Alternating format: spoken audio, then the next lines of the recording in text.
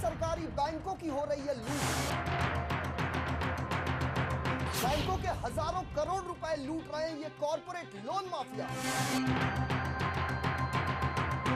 बैंकों को लूट लूट कर लाखों करोड़ों का कर दिया एनपीए। आखिर कौन कौन शामिल है इस लूट में? हम करेंगे इनका पर्दाफाश।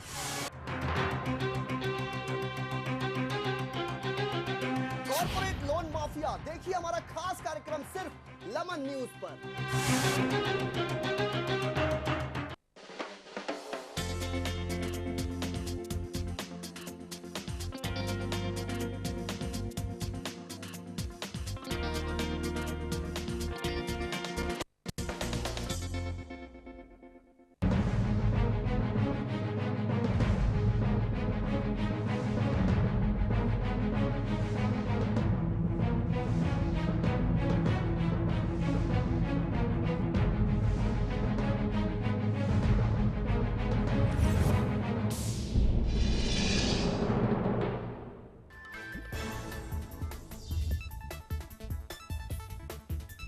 मुंबई में बोले बीजेपी अध्यक्ष अमित शाह, कहा दिल्ली में पूर्ण बहुमत से बनेगी बीजेपी सरकार।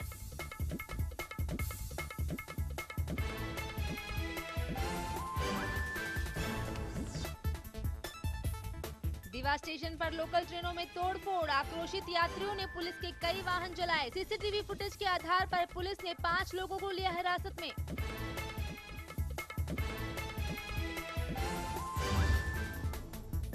दिल्ली में धमाके की साजिश, यूपी और दिल्ली एटीएस की टीम ने राजधानी में कई स्थानों पर बम ब्लास्ट की योजना बना रहे 2 लोगों को पकड़ा।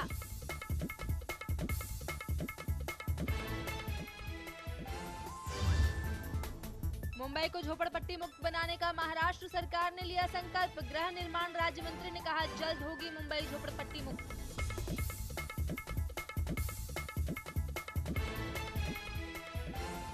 और जम्मू कश्मीर सरकार बनाने पर सस्पेंस बरकरार, अरुण जेटली ने की मुफ्ती मोहम्मद सईद से मुलाकात। बीजेपी का दामन थाम सकती है पीडीपी।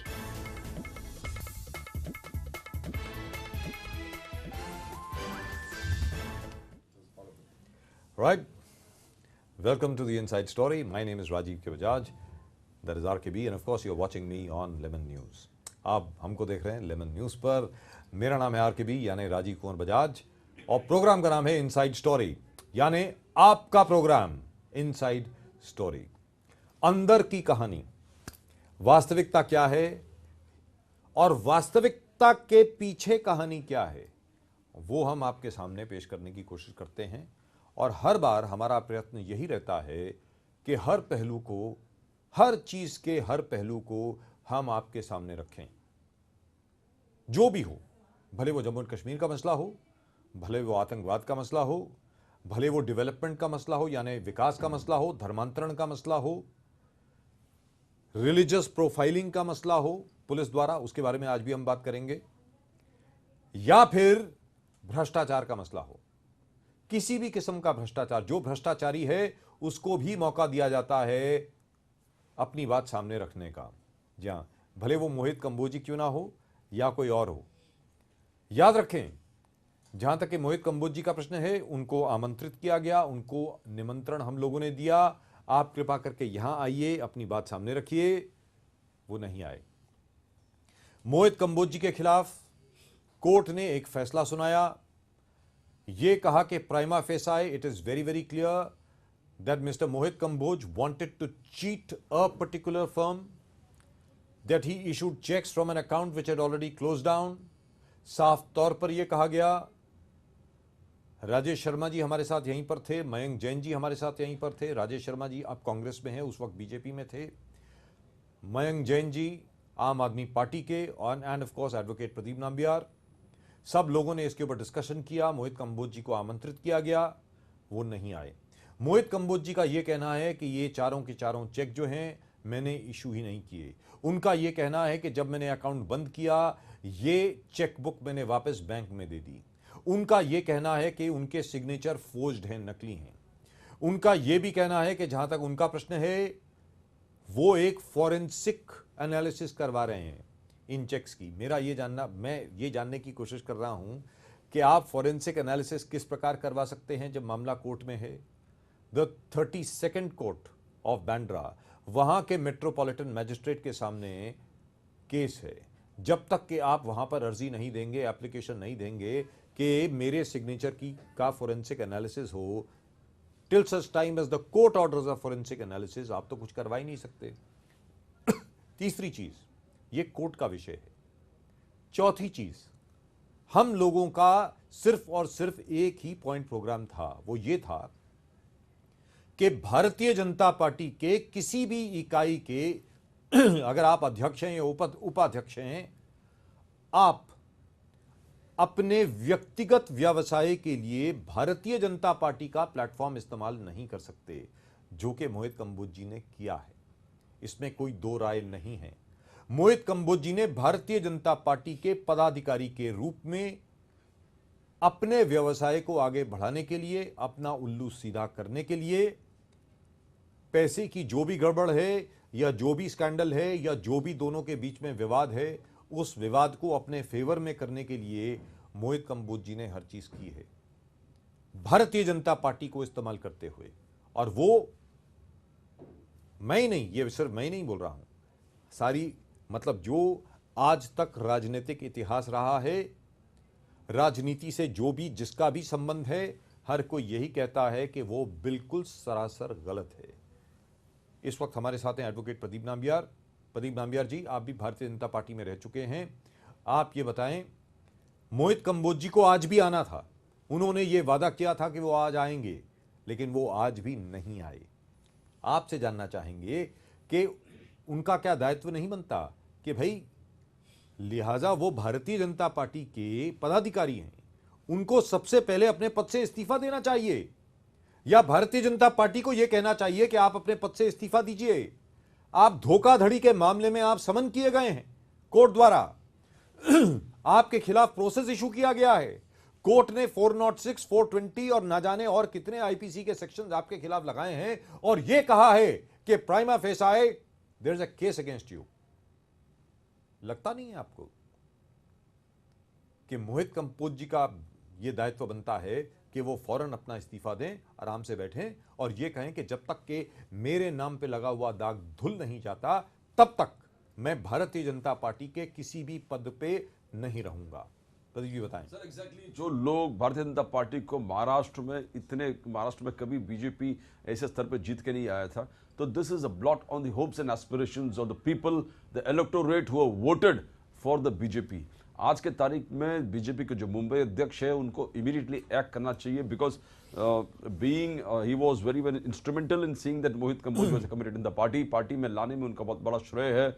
और पार्टी में जो लगातार आप देखो, एक के बाद एक प्रश्न लगा था कि पहले जो फंक्शन उन्होंने रखा था, जिसमें इंडियन बुलियन एसोसिएशन के माध्यम से then to be prime minister Narendra Modi ji का वेइंग सेल में सिल्वर में तोला गया था, और उस पूरे कलेक्शंस का आज तक कोई अकाउंटिंग नहीं मिला। That is the reactions we have got, that is what mister Rajesh Sharma over here, the Congress के जो जनरल सेक्रेटरी थे, उनका कहना था।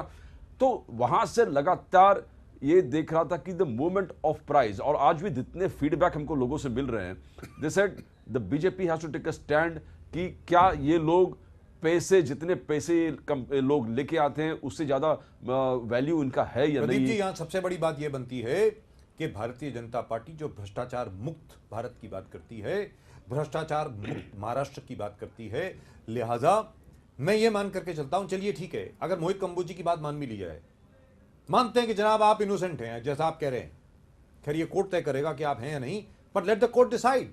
मेरा यह कहना है कि जब तक के कोर्ट इस पे निर्णय नहीं लेता, मोहित कंबोज जी आप किस प्रकार पार्टी के पदाधिकारी रह सकते हैं, आप किस प्रकार पार्टी में हैं, और आप यहां पर आकर के अलग अलग लोगों के खिलाफ लांछन लगा रहे हैं, आरोप लगा रहे हैं। इंडियन बुलियन एसोसिएशन में आपने कोठारी साहब के खिलाफ आरोप लगाए, उनको बाहर कर दिया भारतीय जनता पार्टी की बिना पर। आप राज कुंद्रा जी के पार्टनर हुआ करते थे सत्यु गोल्ड में, वहां से भी कुछ आपका लेन देन हुआ क्या नहीं हुआ, वो तो राज कुंद्रा जी ज्यादा अच्छी तरह बता पाएंगे। आज की तारीख में आप एचडीआईएल के ऊपर यानी गुरु आशीष के ऊपर आप लांछन लगा रहे हैं, और वहीं पर द लग्जर करके आप बिल्डिंग बना रहे हैं, जहां पर आप बुकिंग एक्सेप्ट कर रहे हैं, और ये कह रहे हैं कि आप उसी बिल्डर के खिलाफ आप मोर्चा लेकर के जाएंगे भारतीय जनता पार्टी के बैनर के तहत।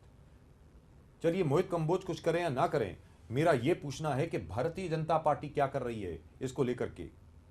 सुधीर मुनगंटीवार भारतीय जनता पार्टी के वित्त मंत्री, उनसे हमारे रिपोर्टर ने बात की ये पूछते हुए कि भाई इस किस्म का ऑर्डर निकला है आपके पदाधिकारी के खिलाफ, तो मुनगंटीवार जी इस विषय में आप क्या करने वाले हैं?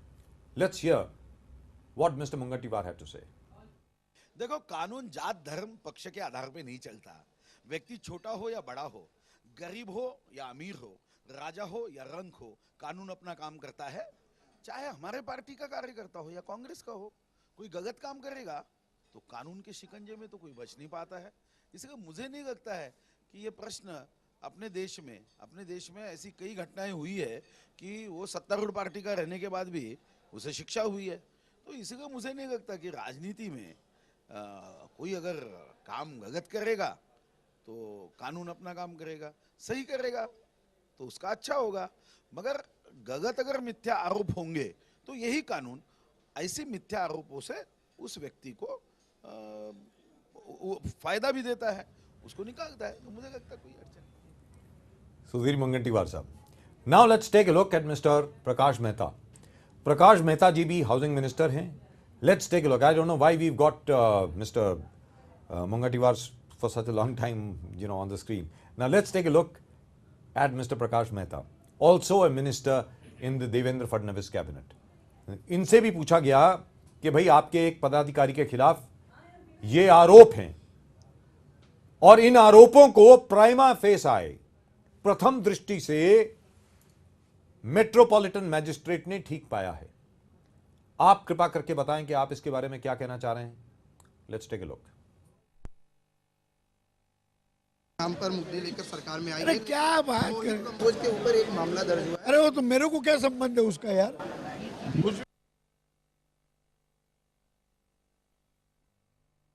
You would like to see that again? Can we please see that again? I would like to hear Mr. Prakash Mehta again. Can we see it again, please? Corruption के नाम पे, भ्रष्टाचार के नाम पर मुद्दे लेकर सरकार में आई। अरे क्या बात कर, कंबोज के ऊपर एक मामला दर्ज हुआ है। अरे वो तो मेरे को क्या संबंध है उसका यार। करप्शन के नाम पे, भ्रष्टाचार के नाम पर मुद्दे लेकर सरकार में आई। अरे क्या बात कर, कंबोज के ऊपर एक मामला दर्ज हुआ है। अरे वो तो मेरे को क्या संबंध है उसका यार। करप्शन के नाम पे, भ्रष्टाचार के नाम पर मुद्दे लेकर सरकार में आई। अरे क्या बात कर, कंबोज के ऊपर एक मामला दर्ज हुआ है। अरे वो तो मेरे को क्या संबंध है उसका। Let's hear Mr. Sudhir Mungantiwar again. Sudhir Mungantiwar, वित्त मंत्री महाराष्ट्र के। Let's hear him again. के नाम पे, भ्रष्टाचार के नाम पर मुद्दे लेकर सरकार में आई। अरे क्या बात कर, कंबोज के ऊपर एक मामला दर्ज। धर्म पक्ष के आधार पे नहीं चलता। व्यक्ति छोटा हो या बड़ा हो, गरीब हो या अमीर हो, राजा हो या रंक हो, कानून अपना काम करता है। चाहे हमारे पार्टी का कार्यकर्ता हो या कांग्रेस का हो, कोई गलत काम करेगा तो कानून के शिकंजे में तो कोई बच नहीं पाता है। इसलिए मुझे नहीं लगता है कि ये प्रश्न अपने देश में ऐसी कई घटनाएं हुई है कि वो सत्तारूढ़ पार्टी का रहने के बाद भी उसे शिक्षा हुई है। तो इसलिए मुझे नहीं लगता कि राजनीति में कोई अगर काम गलत करेगा तो कानून अपना काम करेगा, सही करेगा तो उसका अच्छा होगा। मगर गलत अगर मिथ्या आरोप होंगे तो यही कानून ऐसे मिथ्या आरोपों से उस व्यक्ति को फायदा भी देता है, उसको निकालता है। तो मुझे लगता है। And let's take a look at the BJP's Madhav Bhandari as well. Bhandari जी क्या कहते हैं मोहित कंबोज जी के बारे में वो भी सुन लेते हैं। लिहाजा आप जरा ध्यान दें, लाल कृष्ण अडवाणी जी के खिलाफ जब आरोप लगे जैन हवाला डायरी केस में उनका नाम आया, लाल कृष्ण अडवाणी जी ने अपने पद से इस्तीफा दिया, पब्लिक लाइफ से इस्तीफा दिया, यह कहा कि मैं चुनाव नहीं लड़ूंगा जब तक के my name is not cleared. ये भारतीय जनता पार्टी के लाल कृष्ण अडवाणी, आज वही भारतीय जनता पार्टी इसी मोहित कंबोज के खिलाफ एक्शन क्यों नहीं ले रही?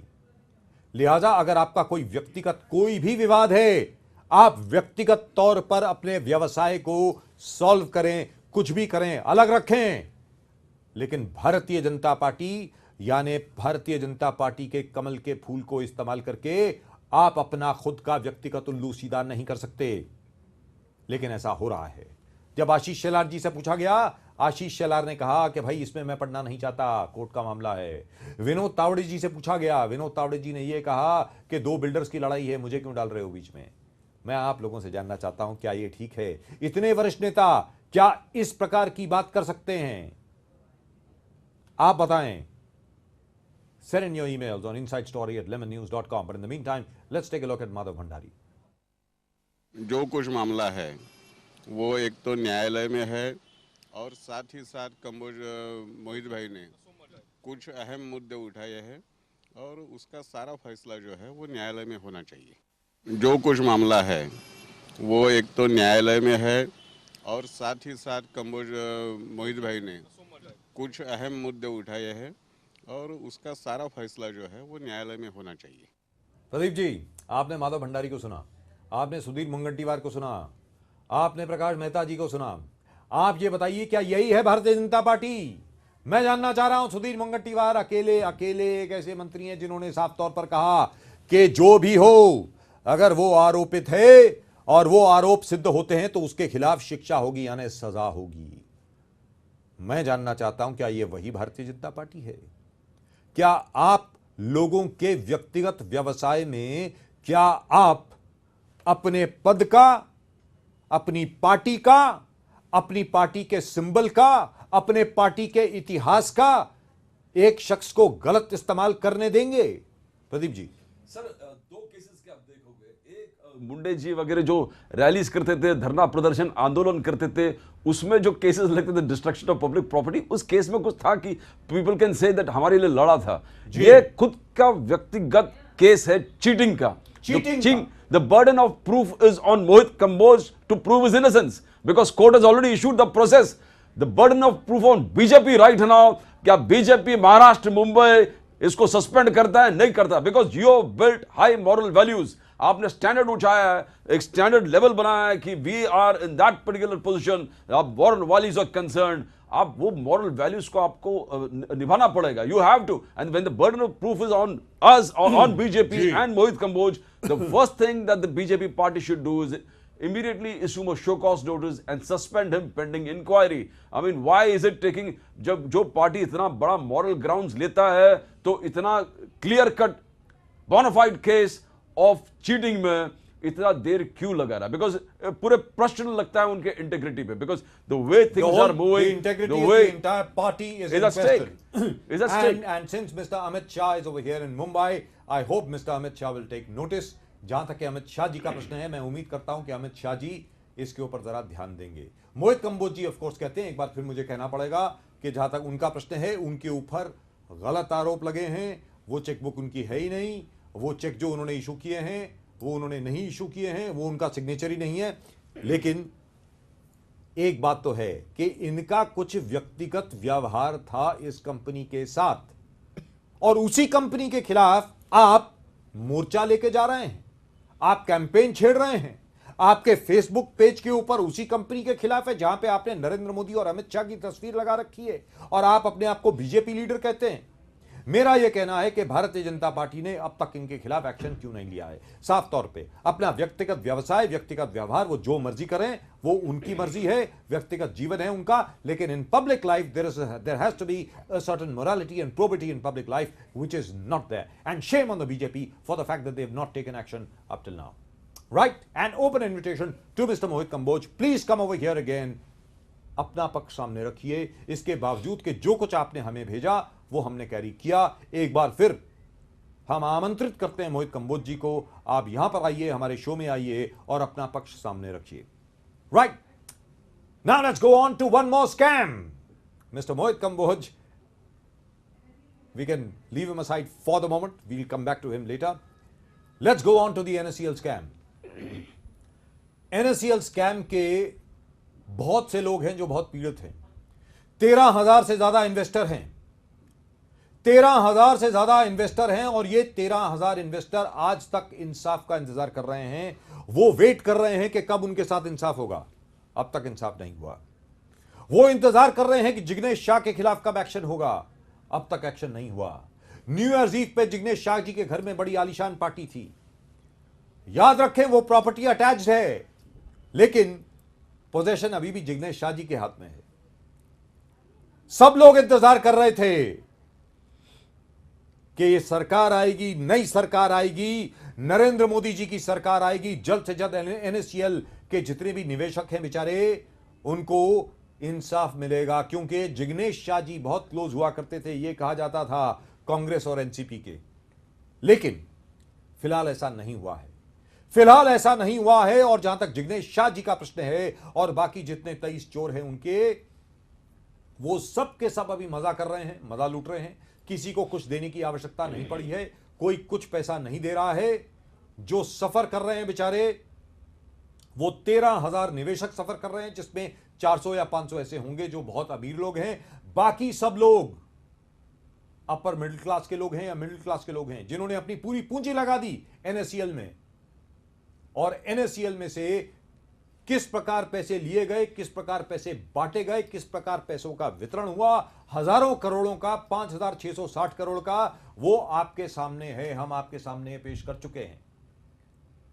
और अब तक ना लोगों के पैसे मिले हैं और ना ही प्रोसिक्यूशन ने आज तक कुछ किया है। यहां तक कि जो आदरणीय अरुण जेटली जी, वित्त मंत्री भारत सरकार के, जो उन्होंने हुक्म दिया था कि एफटीआईएल जो जिग्नेश शाह की कंपनी है और एनएससीएल उसका मर्जर हो जाए, ताकि जो एफटीआईएल के जो एसेट्स हैं उनको बेच करके लोगों का पैसा वापस दिया जाए, उस पर भी स्टे मिल गया है। और वो 4 फरवरी तक उसमें कुछ नहीं हो सकता। Pradeep ji. Sir, I would just like to remind you when Mr. Markandeya Kaju was he was the judge of the Supreme Court.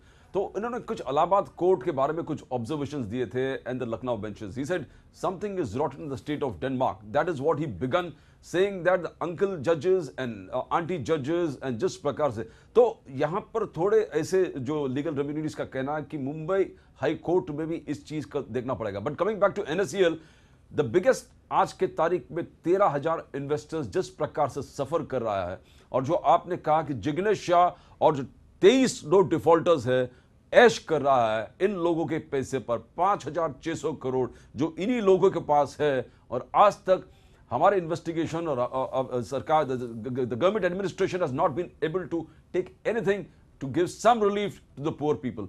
Poor investors सबका कहना कि एचएनआईज है, बट आप जो इन्वेस्टर से बात करेंगे सबका कहना है कि हमारा भी तकलीफ है, हमको भी तकलीफ हो रहा है, हमारा हॉस्पिटलाइजेशन का एक्सपेंसेस नहीं छूट रहा, हमारा एजुकेशनल नीड्स के लिए जो हम लोग पैसे इसमें इन्वेस्ट किए थे, this was guaranteed at some point of time, the way the guarantee was given by Jignesh Shah and company.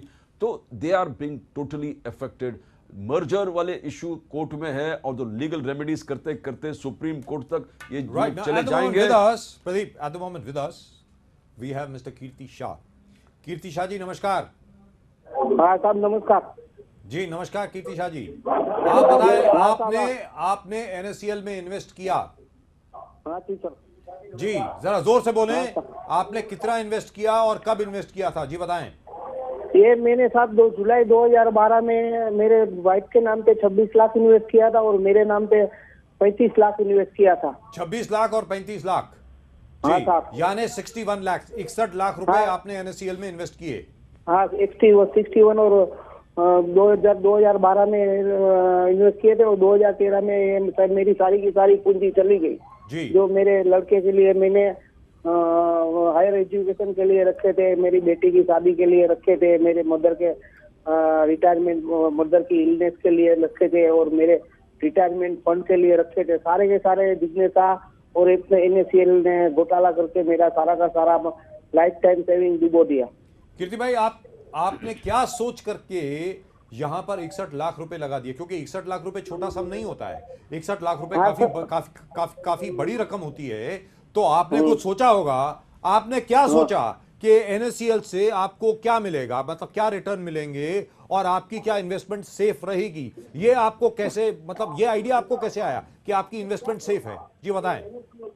सब बात इसी है कि एनएससीएल की वेबसाइट पे सारी की सारी मैटर क्लियर थी. एनएससीएल को गुड्स लेके पैसा देना था और एनएससीएल उसकी कस्टोडियन थी, काउंटर पार्टी गारंटी थी और उसकी वेबसाइट पे ये भी आ रहा था कि FMC is our observer regulator, ऐसा सब आ रहा था. और उनको सबसे बड़ी बात यह है कि गुड्स लेके पैसा देना था. तो बिजनेस ने और एनएससीएल ऑफिशियल ने और गवर्नमेंट ऑफिसरों ने मिलके माल ही नहीं लिया और बिना माल लिए पैसा दे दिया और आज जी। वो मुकर गई है अपने वादे से।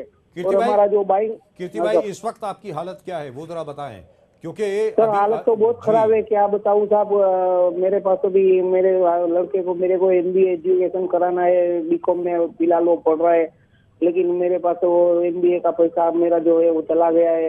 वी आर वेरी बहुत हार्डशिप हो रही है साहब घर चलाने में।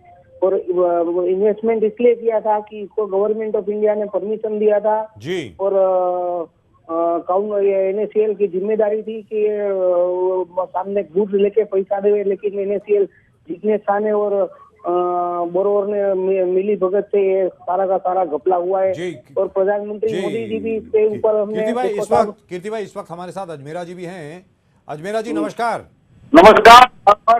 जी अजमेरा जी, आप बताएं, अभी कीर्ति भाई हमारे साथ हैं, वो अपनी दास्तान बता रहे थे कि किस प्रकार उन्होंने 61 लाख रुपए इन्वेस्ट किए NACL में। आप जरा बताएं कि आपके साथ क्या हुआ। अजमेरा जी बताएं। हमारे साथ भी देखो, एक बार ब्रोकर आके कहता है जी कि जैसे वो पहले बदला चलता था जी, वो हिसाब से ये NACL का है, ये जी। गवर्नमेंट का जैसे BSE है वैसे जी। स्टॉक एक्सचेंज है जी।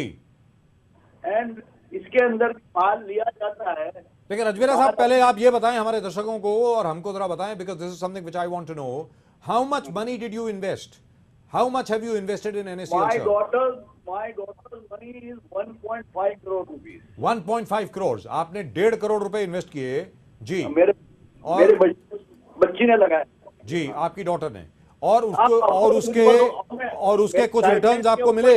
Did you get any returns mister Ajmera? मेरी गाइडलाइंस के ऊपर ही लगाया है जी। तो आपने क्या सोच करके 1.5 करोड़ रुपया लगाया NACL में, जरा बताएं। देखो बात ऐसी है कि ब्रोकर आके कहता है ये एक्सचेंज है और ये बदला ही है जी। ये 100% सिक्योर्ड मनी है जी। ये गवर्नमेंट का इन्वेस्टर स्टॉक एक्सचेंज है, जैसे कमोडिटी एक्सचेंज बनाया है जी। आपको और कोई फिक्र नहीं है, सब गारंटी है, हमारी गारंटी है।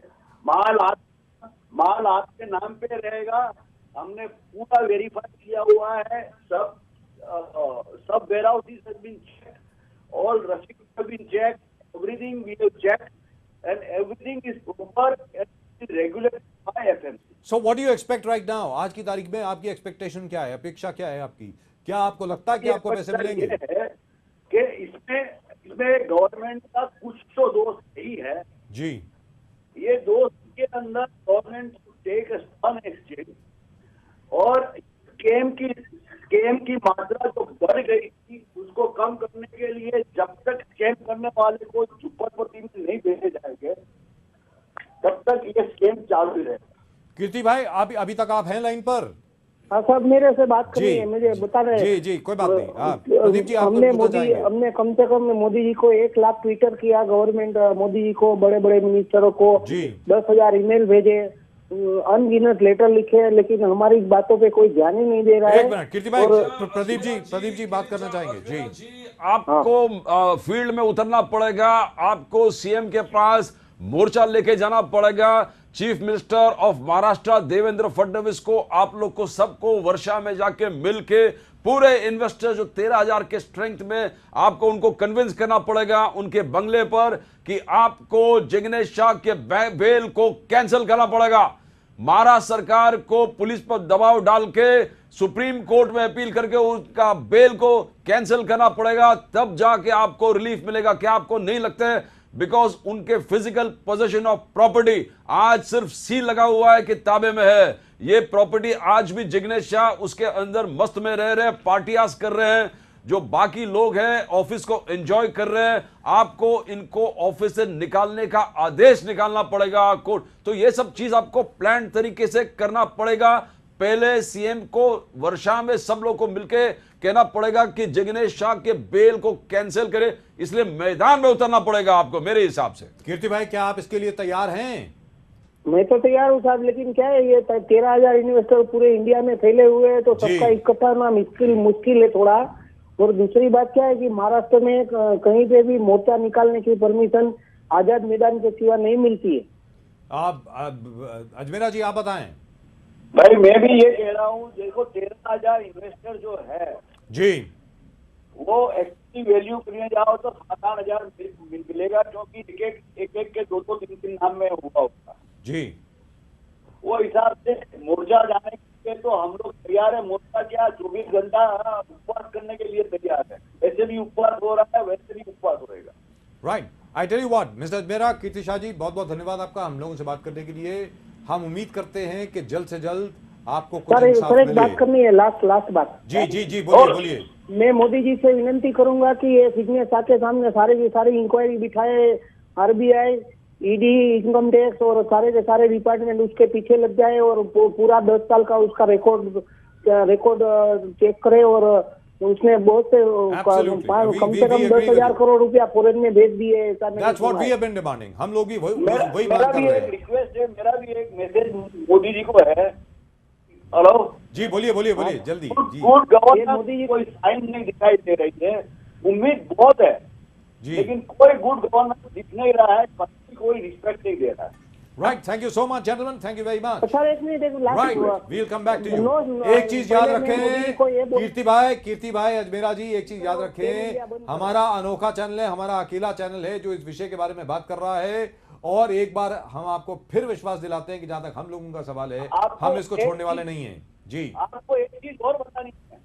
हेलो जी, वी रियली एक चीज और बतानी है, आपने ये जन्म करा है, मेरी समझ में नहीं आ रहा है। इंडिया टीवी अर्नब गोस्वामी जैसे आदमी स्केल को Your voice is cracking, sir. Mr. Ajmera, your voice is cracking. I can hear a crackle over there in your voice. I tell you what, we'll be back with you tomorrow. We will continue with this conversation tomorrow, and we shall talk to you in detail. Thank you so much, Mr. Shah, Mr. Ajmera. Thank you very much. Right, you heard them. You heard both of them. किसी ने 61 लाख लगाए हैं, किसी ने 1.5 करोड़ लगाया है। इसी प्रकार के 13,000 और इन्वेस्टर्स हैं। There are 13,000 other such investors, and let me tell you this, they're all suffering at the moment. और जैसा अभी अभी अजमेरा जी बोल रहे थे, जो कुछ मैं सुन पाया, उन्होंने ये कहा कि मोदी जी से उम्मीदें बहुत हैं, मोदी जी से बहुत ज़्यादा उम्मीदें हैं, लेकिन उम्मीद को लेकर के अगर वो अब एक्शन भी ले लें तो बहुत अच्छा रहेगा।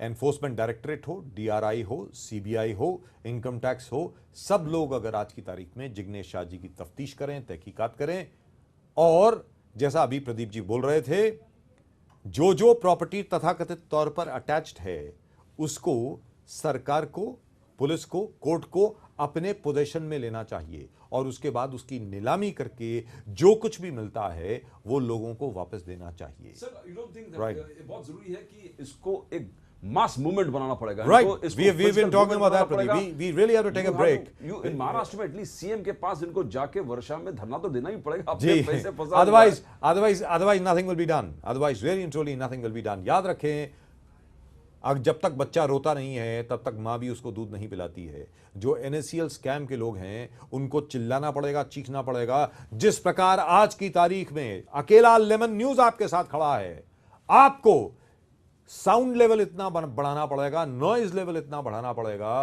कि बाकी जो मीडिया है वो भी आपके साथ हो आ जाए और जबरन आ जाए, ना चाहते हुए भी आ जाए। Right, as far as we are concerned, we got to take a break.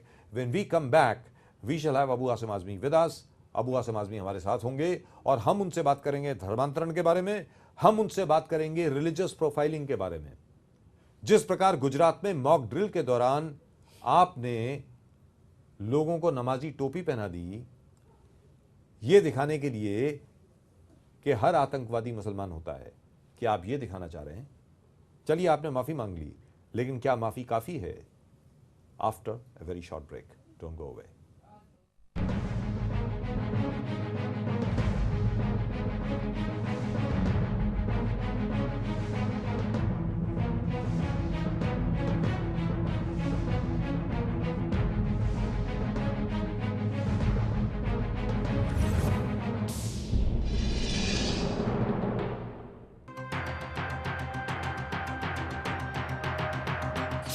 सरकारी बैंकों की हो रही है लूट। बैंकों के हजारों करोड़ रुपए लूट रहे हैं ये कॉर्पोरेट लोन माफिया। बैंकों को लूट लूट कर लाखों करोड़ों का कर दिया एनपीए। आखिर कौन कौन शामिल है इस लूट में? हम करेंगे इनका पर्दाफाश।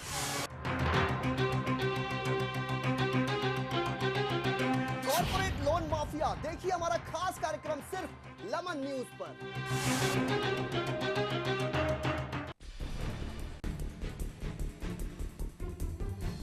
नशे के खिलाफ सबसे पहले लेमन न्यूज ने उठाई आवाज। समाज सेवक, नगर सेवक, पुलिस, सेलिब्रिटी सबका मिल रहा है प्रतिसाद। ड्रग कंज्यूमर्स पे तो कार्रवाई की ही जाए, पर इसके साथ ही साथ ड्रग के जो पोजेशन करने वाले लोग हैं, जो लोग ड्रग रखते और बेचते हैं, उन पे भी सख्त से सख्त कार्रवाई की जाए। लेमन न्यूज ने जगाया मुंबई को। तो आप लोगों ने बहुत ही अच्छी फैलाई है और लोगों में जागरूकता भी फैलाई हुई है। संसद तक पहुंची मुंबई की आवाज। आपके चैनल के सर पर है, आपके सर पर है।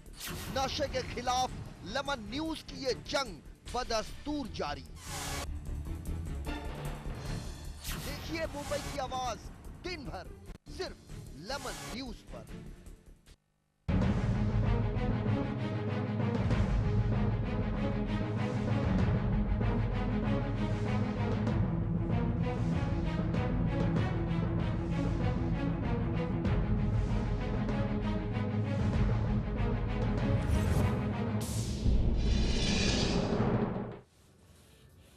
Right, welcome back, welcome back. You watching me, that is RKB on Inside Story on Lemon News. आप मुझको देख रहे हैं लेमन न्यूज़ के ऊपर। प्रोग्राम का नाम है इनसाइड स्टोरी। मेरा नाम है राजीव कुमार बजाज। बहुत ही जल्द हमारे साथ होंगे समाजवादी पार्टी के अबू आसिम आज़मी और उनसे हम पूछेंगे कि भाई गुजरात में मॉक ड्रिल के दौरान जिस प्रकार जो लोग आतंकवादियों का रोल अदा कर रहे थे, भूमिका निभा रहे थे, उनको आपने नमाजी टोपी पहना दी। क्या मतलब हुआ इसका क्या मतलब हुआ कि क्या आप you are doing what? Religious profiling? What is it that you are doing? At the end of the day, is that what we have reduced our country to? Is every terrorist a Muslim? Is that what you are trying to say? क्या आप ये कहने की कोशिश कर रहे हैं? हाल ही में यानी आज ही पोरबंदर के पास एक बोट को उड़ाया गया, या बोट वालों ने अपने आप को उड़ा दिया। यह कहा जा रहा है कि वो बोट पाकिस्तान से आई थी और एक और terrorist attack was being planned, ऐसा कहा जा रहा है। इसके अलावा अलग अलग जगह पर इंटेलिजेंस रिपोर्ट्स ये आ रही हैं कि हो सकता है कि आतंकवादी हमले हिंदुस्तान की अलग अलग जगह से हों। अब तक हमारे जो अल्पसंख्यक हैं, यानी हिंदुस्तान में जो तथाकथित तौर पर अल्पसंख्यक हैं, वो सब के सब भारतीय हैं।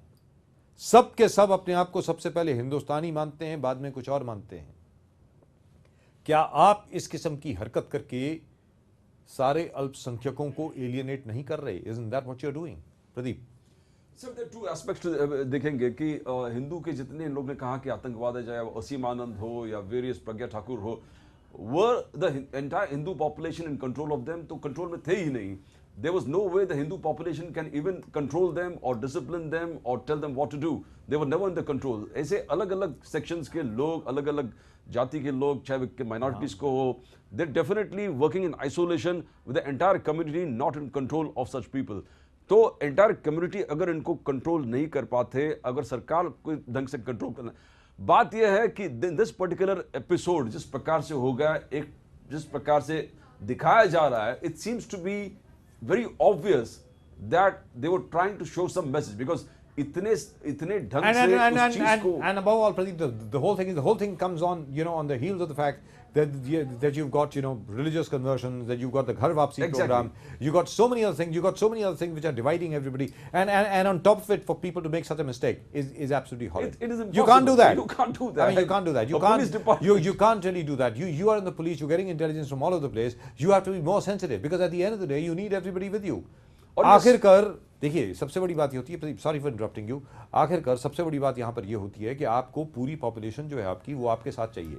जो लोकल पॉपुलेशन है वो आपके साथ चाहिए। अगर आप खुद ही जा करके, if you are going out of your way to try and alienate that same population, Now, come on, what do you expect? What do you expect will happen?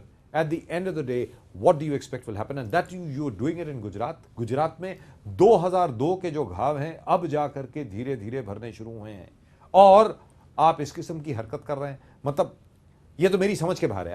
I'll be very frank with you. I take a totally different view of this. This is being callous. This is being stupid. This is being stupid and callous and idiotic and moronic. This is acting as if, you know, the leadership, do they consist of mental retards? I mean, what's going on here, Pradeep? Exactly, sir. और चिल्ला के उस चीज को record करके उस चीज को प्रोपोगेट करना, इस्लाम जिंदाबाद, इस्लाम जिंदाबाद. This seems to be a very well thought, cool and deliberate Right, at the moment with us from Gujarat, we've got Mr. R.B. Srikumar, former DGP of the Gujarat Police. Mr. Srikumar, very good evening. Very much. Mr. Srikumar, my name is Rajiv K. Bajaj. I'm RKB from Inside Story on Lemon News. Thank you so much for joining us, sir. Okay. Mr. Srikumar, the kind of, I can't really call it profiling, but don't you think what took place in the mock drill on terrorism with regard to the Gujarat police and the Gujarat police dressing up so-called terrorists like Muslims, don't you think they've made a huge blunder here, Mr. Srikumar? Your assessment is 100% correct, but I don't see any surprising and a very wonderful thing in this thing, because this has been the part of the Gujarat government's policy or Sangh Parivar's policy, and this is reflected from the pre-2002 riots also. The demonization of Muslims throughout the world, it is a part of the Western imperialist policy, and we are a party to that. You see, it has started in the colonial days. It may be not out of context. In some of the books written by the English writers, for example, Rudyard Kipling, the famous book, Jungle Book. Who is the villain? Villain is Sher Khan. So, but this is a travesty of history, because throughout the history, after the medieval times, the maximum violence was perpetrated on other people by the colonial masters. They were the Christian countries, and there is a definite prejudice. It's part of that, and police willy-nilly are allowing themselves to be communist, suffranized, and it is a clear indication of that. I give another example, international background. If there is any dictator from the Latin American country, South African country, or Asian country, particularly in a Christian country, they are presented as individual dictators. For example, Ferdinand Marcos of Philippines is a dictator. Everybody says his wife was a dictator. Yes. And then Perón was a dictator in Argentina. And none of them is presented as Catholic dictators. Whereas in Saddam Hussein, who was actually an atheist, he's an anti-Islamic man, he is presented as an Islamic dictator. Gaddafi is an Islamic dictator. So it is a very unfortunate thing. So tomorrow there is a mock drill between Hindu-Muslim fights. Will they present Ashima Anandji, Swami Ashima Anandji dress, a Vokat dress, that is saffron dress, like this. No, but Mr. Srikumar, what I'm really trying to say over here is, I get your point, I get your general drift. But what I'm trying to say over here is that as far as the police is concerned, at the end of the day, the police has to be a professional force. You have to act professionally, notwithstanding whatever your own personal predilections may be. At the end of the day, you need everybody with you. Now, do they consist, I mean, what I was saying before you came on the line, is the leadership there, do they consist of mental retards? I mean, what's going on here? Mr. Srikumar. My dear friend, it is a part of their career advancement. It's a pure source of career advancement. Every policeman, irrespective of the caste or creed, they want to get upgradation, degree, the position, career advancement. Now, who were punished for 2002 riots? Only 3 IPS officers who gave evidence. Myself, Rahul Sharma and Sanjeev Bhatt. Yes. All other facilitators, I call them facilitators and enablers of writing and writing. Enablers and facilitators of writing and writing. All of them are given post-retirement benefits, post-retirement posting, I mean placement. So this is a very clear indication. You support the cause of the Hindutva movement and demonize Muslims. This is ultimately the police doing a foolish thing. And when there's a strife in the society, there's a division in the society, we, I mean as a former policeman, we have to face the brunt of the whole thing. We were the first responders. We were the first victims. We were the people first hit by the rioters. And politicians will win elections. So we should be impartial. This is totally wrong. Now, Mr. Srikumar, the other question that comes out over here is, irrespective of whatever, but you know, there are certain norms to be observed in whatever it is that you do. In this case, not only are you profiling people in a religious manner, but at the same time you are propagating that entire thing. You are putting it out on YouTube, you are putting it out on so many other things, and what is it that you are trying to prove? Srikumar ji. That is another objectionable thing. Because, you know, it is, your mock drill is supposed to be a secret operation. Yes. This is not for publicization at all. It is not a firefighting mock drill. Firefighting mock drill, people's participation is required. Here it is a thing, mock drills are conducted in Britain, UK, in France, USA, etc. In none of the places, they are presenting the terrorist, the Muslim trust. And second point is, please note that in none of the terrorist strikes, particularly by the Muslim militants, they don't come and dress like a mullah or maulavi with a skull cap. Then they will be identified. It is a foolish thing. It will never happen. They will come dressed as an army man or a CRP man. CRP camp was attacked. They came in the dress of a CRP officer.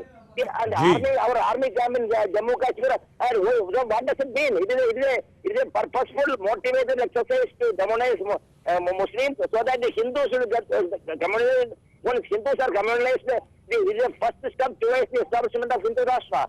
Indian Hindus are majority are for secularism. There is a secular country here, like Turkey. Turkey, majority of Muslims are for secularism. So is Indonesia. But unlike these countries, there is Pakistan, there is Iran, there is Saudi Arabia. These countries, you know, you see, majority of the residents there are Muslims. Yes. They want the theocratic state. So they will convert India into security. So what happens now? So Mr. Srikumar. So Mr. Srikumar we go to 600 AD. So Mr. Srikumar, what I would like to know from you is, how do you professionalize such a force? When your force has already been politicized to this extent, when there is so much of religious profiling which has already been done, is there any way forward wherein the entire outlook of everybody remains nationalistic? That's what we would like to know from you. No, I will not get you. Like, see, there is no nationalism in that. It is a divisive politics. It is spreading exclusivism, Hindu exclusivism, and it will only help the Muslim militants. It will only help Jaish-e Muhammad, Huzur al-Mujahideen, and Dastar Taiba, etc. Because, you know, we should be impartial, and this is a violation of the Article 51A of the Constitution of India. That is fundamental duties. Fundamental duties are violated by the people who have taken oath in the Constitution of India. Immediately, at least, departmental proceedings should be considered against these people. Departmental proceedings are not. Somebody should go to the court. That is an act of violation of the basic principles enshrined in the Constitution and also explained in detail in the Gujarat Police Manual, Volume 3. Right, Mr. Srikumar. I can give you the we got your drift. Rule in the. We got your drift, Mr. Srikumar. Right. That is the thing. Right, Mr. Srikumar, thank you so much for talking to us. Always a pleasure talking to you, sir. Thank you very much. Welcome. Most welcome. Mr. Srikumar, former DGP of Gujarat, telling us all about the manner in which religious profiling has been done in Gujarat, and there is no escaping it. At the moment with us, we've got our old friend, Samajwadi Party leader, Abu Asim Azmi. Asim bhai, namaskar. नमस्कार बजाज साहब. नमस्कार. RKB बोल रहा हूं inside story से, और आपका बड़ा आपका स्वागत है लेमन न्यूज में एक बार फिर. आपसे जानना चाह रहे थे कि गुजरात में जिस प्रकार मॉक ड्रिल के दौरान लोगों को नमाजी टोपी पहना दी गई और ये कहा गया कि जोर से बोलो अल्लाह अकबर, मॉक ड्रिल के दौरान, और जो एक्ट कर रहे थे, जो अभिनय कर रहे थे आतंकवादी होने का, उनको मुसलमान बनाया गया. अब एक तरफ धर्मांतरण, दूसरी तरफ घर वापसी, तीसरी तरफ ये अब गुजरात के मुख्यमंत्री माफी मांग रहे हैं. मैं आपसे जानना चाह रहा हूं कि हो क्या रहा है देश में. आसिम भाई बताएं. नहीं, बहुत अफसोस की बात है. मैं यही नहीं हूं. इसके पहले मैं अच्छी तरह मुझे याद है कि जब मैं डिफेंस कमेटी में था जी, तो डिफेंस कमेटी के अंदर भी एक जगह बॉर्डर पे जी हमारे सिक्योरिटी वालों को जहाँ ट्रेंड किया जाता है, उनका रिहर्सल होता है, वहाँ हम लोगों को हमारी पूरी डिफेंस कमेटी को बिठाया गया और एक रिहर्सल दिखाया गया. उस रिहर्सल में दिखाया गया कि हमारे लोग जो है कमांडोज किस तरह से अपने चुस्त और पुस्त कितने तैयार हैं. तो एक आया मोटरसाइकिल पे आदमी, वो भी बिल्कुल मुसलमानों की तरह टोपी पहन करके और जो अरब लोग ड्रेस पहनते हैं उस तरह का ड्रेस पहन के और दाढ़ी रखा हुआ एक आदमी आया और फिर वो उसको आतंकवादी दिखाया गया। अब यही हुआ सूरत में, यही हो रहा है गुजरात में, चारों तरफ ये हो रहा है।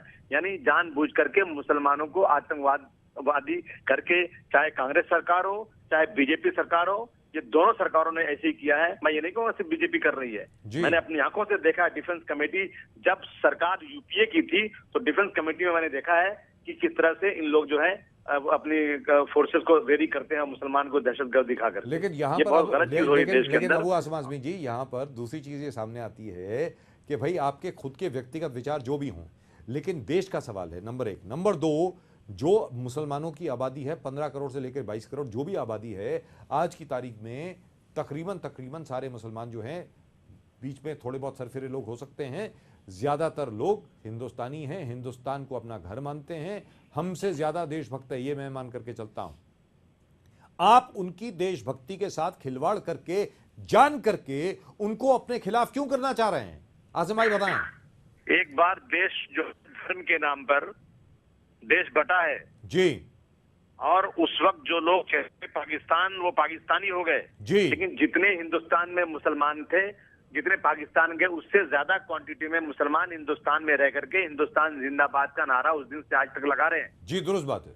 ये शर्म की बात है। मैं खाली इनको याद दिला दूं इन लोगों को कि ये फोर्सेज में मुसलमानों की भर्ती इतनी कम लेते हैं, इनको ये डर रहता है कि पाकिस्तान मुस्लिम कंट्री है, कहीं ये मुसलमान को भर्ती करेंगे डिफेंस के अंदर फोर्सेज में, तो कहीं जब पाकिस्तान के साथ ये कहीं जब लड़ाई हो तो गद्दारी नहीं करें। इनको सिर्फ याद दिलाऊं कि कारगिल की जंग में जब पाकिस्तान के लोग पहाड़ पर आके बैठ गए थे और हम लोग नीचे थे, तो हाँ यही मुसलमान 26 या 27 मुसलमान, चार्ली जो एक हमारी फोर्सेस थी चार्ली नाम की, उस फोर्सेस के 27 मुसलमान पाकिस्तान के लोगों की तरह का ड्रेस पहन करके घुसे उसके अंदर, अल्लाह अकबर का नारे तकबीर, अल्लाह अकबर का नारा लगाते हुए, ताकि पाकिस्तान के लोग जो हैं वो कंफ्यूज हो गए कि भाई ये तो पाकिस्तानी फौज है, ये कैसे आ रहे हैं, और घुस करके फिर इन्होंने पाकिस्तानी फौज को मारा और वहां लड़ाई शुरू की।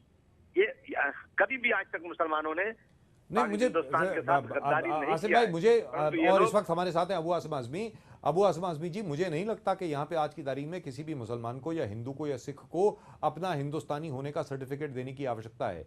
मेरा सिर्फ ये मानना है कि आज की तारीख में जहाँ तक कि गुजरात की जो पुलिस फोर्स है उसका प्रश्न है, जिस प्रकार उन्होंने रिलीजियस प्रोफाइलिंग की है, धार्मिक आइडेंटिटी एक दी है आतंकवादियों को, उसको लेकर के सबसे बड़ी बात यह है कि आज तक डीजीपी साहब के खिलाफ कोई एक्शन नहीं हुआ, जिन लोगों ने यह मॉक ड्रिल करी उनके खिलाफ कोई एक्शन नहीं हुआ, पुलिस के खिलाफ कोई एक्शन नहीं हुआ। मेरा यह मानना है कि इतनी बड़ी चीज हो गई, आज की तारीख में उनके खिलाफ एक्शन क्यों नहीं हो रहा है, और इस विषय में आप क्या कर रहे हैं? आसिम भाई बताएं।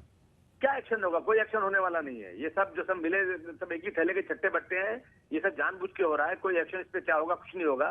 ये बिल्कुल जानबूझ करके मुसलमानों को इस मुल्क में एक किनारे करने की कोशिश हो रही है। और कितने बेगुनाह मुसलमान पड़े हैं, उन पे क्यों नहीं एक्शन? जो जेल में पड़े 10-10 साल के बाद छूट कर आ रहे हैं, उनकी गलत ली गई है, उनको जबरदस्ती गलत तरीके से फंसाया गया है, कहाँ एक्शन हो रहा है?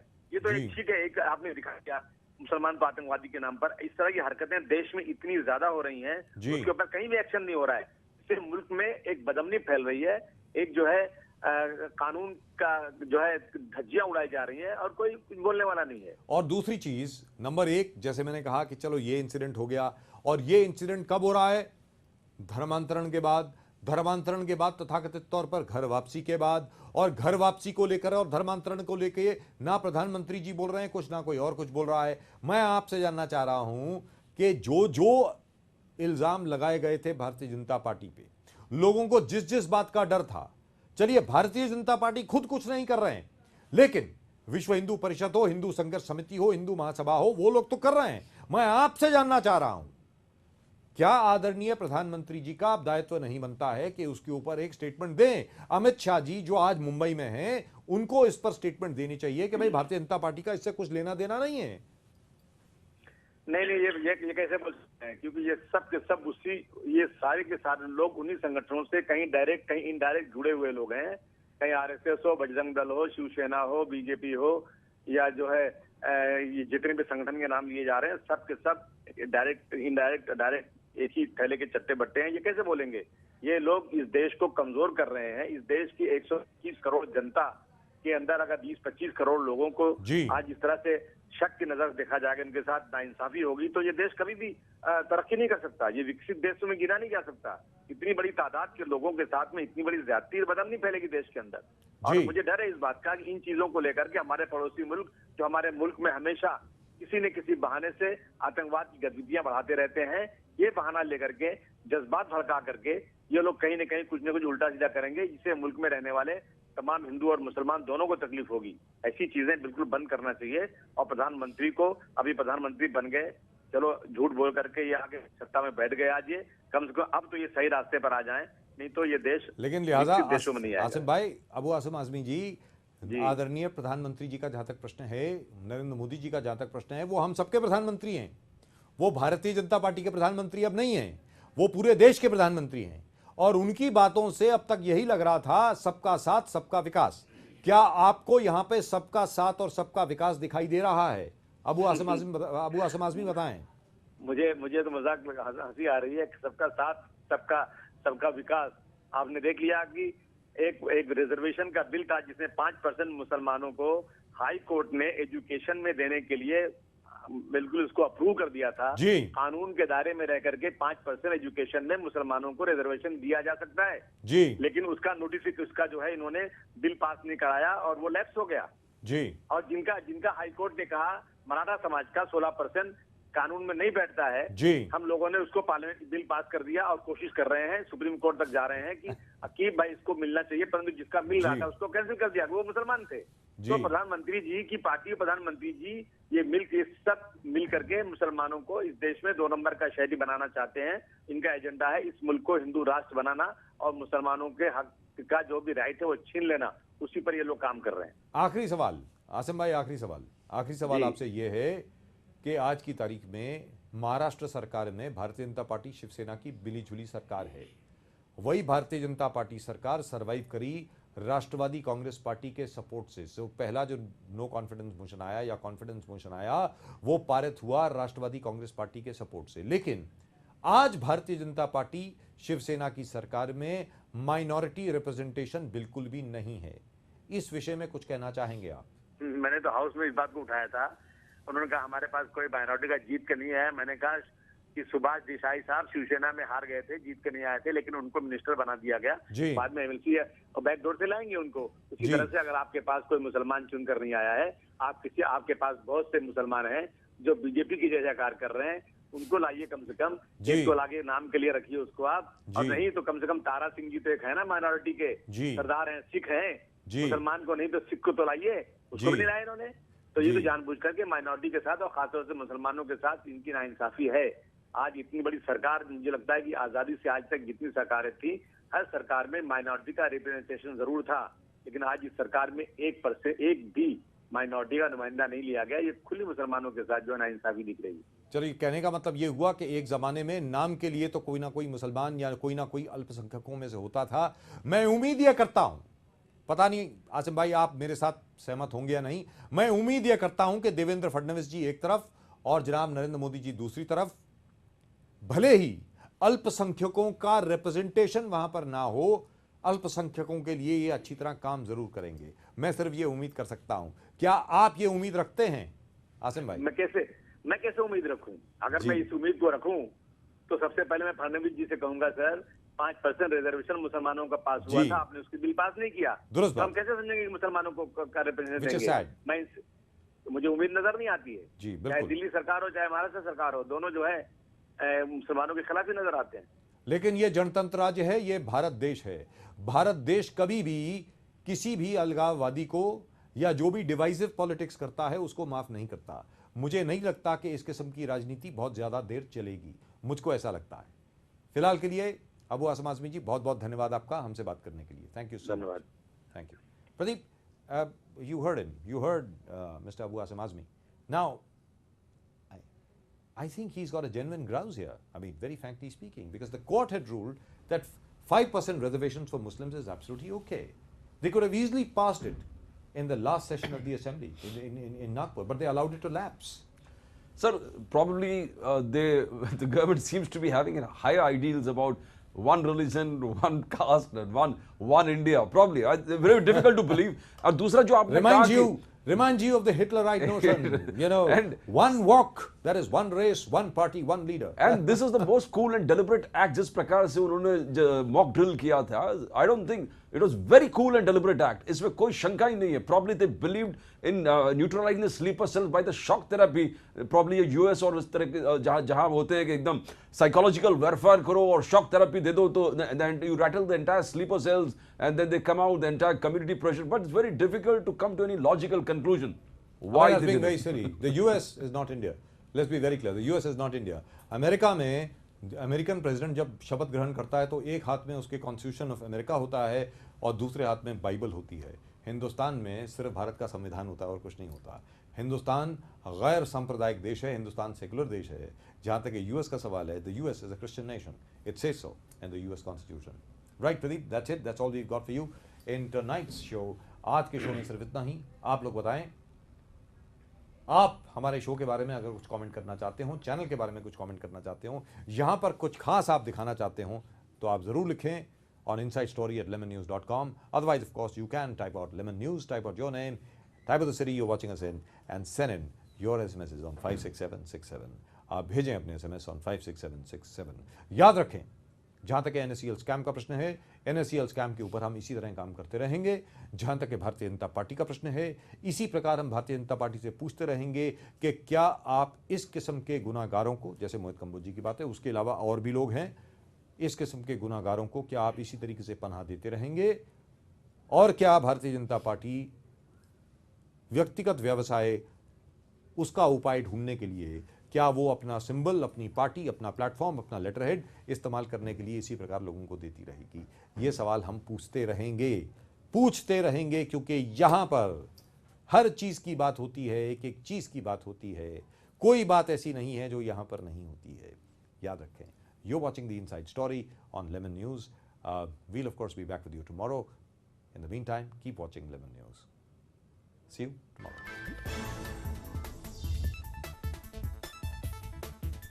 मुंबई में बोले बीजेपी अध्यक्ष अमित शाह, कहा दिल्ली में पूर्ण बहुमत से बनेगी बीजेपी सरकार.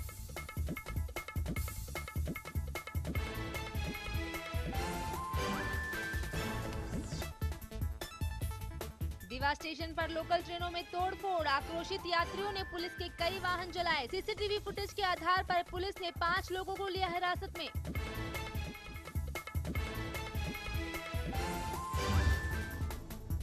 दिल्ली में धमाके की साजिश, यूपी और दिल्ली एटीएस की टीम ने राजधानी में कई स्थानों पर बम ब्लास्ट की योजना बना रहे 2 लोगों को पकड़ा.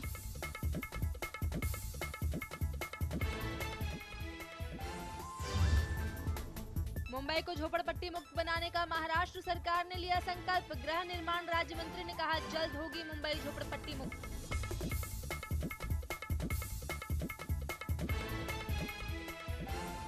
और जम्मू कश्मीर सरकार बनाने पर सस्पेंस बरकरार. अरुण जेटली ने की मुफ्ती मोहम्मद सईद से मुलाकात. बीजेपी का दामन थाम सकती है पीडीपी.